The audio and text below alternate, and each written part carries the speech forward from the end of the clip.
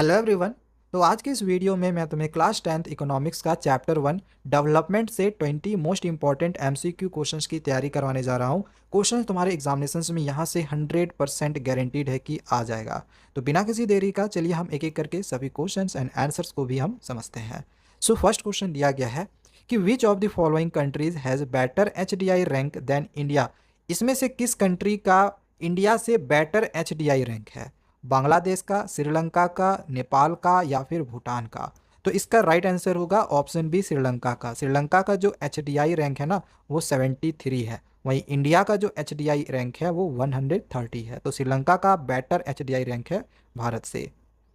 अगला question number 2 है, according to the world development report 2019, world development report 2019 के अनुसार एक कंट्री इज कंसिडर्ड रिच, एक कंट्री जो है वो रिच कहलाती है when the per capita income is more than, जो पर कैपिटा इनकम है वो इनमें से कितना से ज़्यादा रहेगा तब।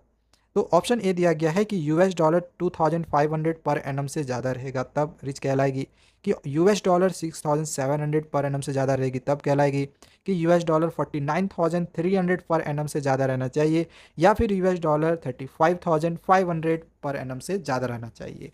तो इसका राइट आंसर होगा ऑप्शन सी, $, 49,300 पर एनम से अगर ज़्यादा रहता है तो वो कंट्री रिच कहलाती है। ठीक है, पर कैपिटा इनकम अगर इससे ज़्यादा रहेगा तो कंट्री रिच कहलाएगी। अगला क्वेश्चन नंबर 3 है, in which state in India, Bharat के इनमें से किस स्टेट में is the infant mortality rate lowest, जो इन्फेंट मोर्टिलिटी रेट है वो सबसे कम है। और ये जो डेटा है आपको 2018 के अनुसार बताना है। केरला का, बिहार का, उत्तर प्रदेश का या फिर पंजाब का? तो इसका राइट आंसर होगा ऑप्शन ए, केरला का। केरला का जो इन्फेंट मोर्टिलिटी रेट है ना वो बहुत कम है।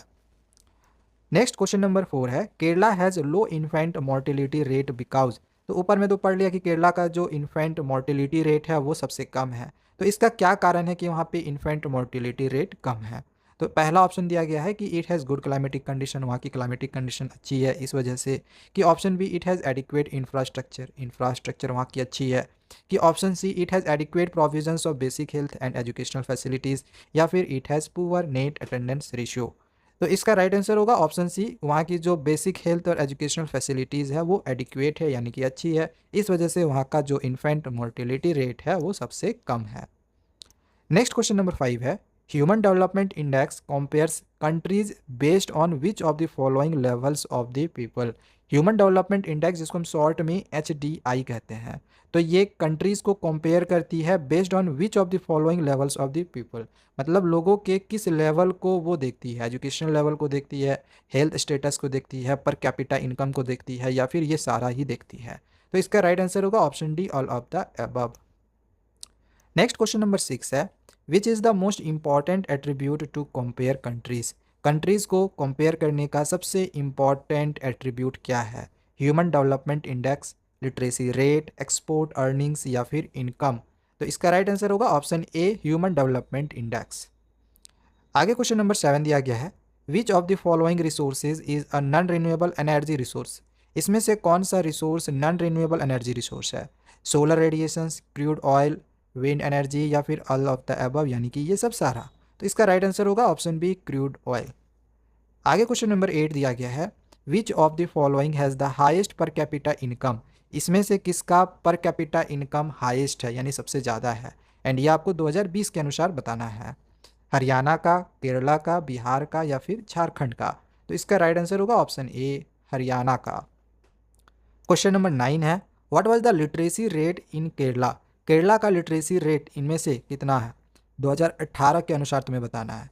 32%, 94%, 83% या फिर 62%? तो इसका राइट आंसर होगा ऑप्शन बी, 94%।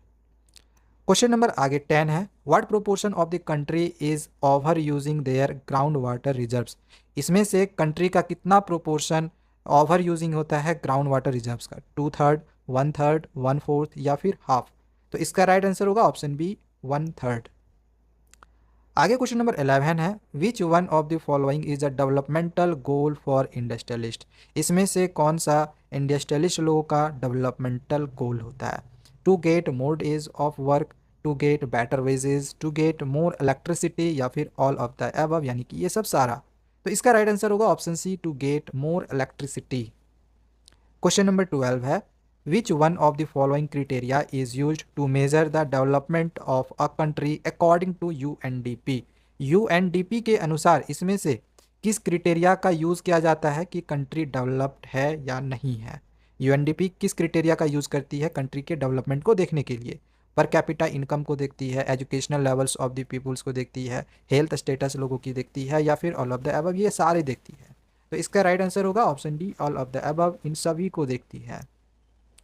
आगे क्वेश्चन नंबर 13 है, पर कैपिटा इनकम इज। पर कैपिटा इनकम क्या है? इनकम पर पर्सन, इनकम पर फैमिली, इनकम पर अर्निंग पर्सन, या फिर इनकम पर मंथ।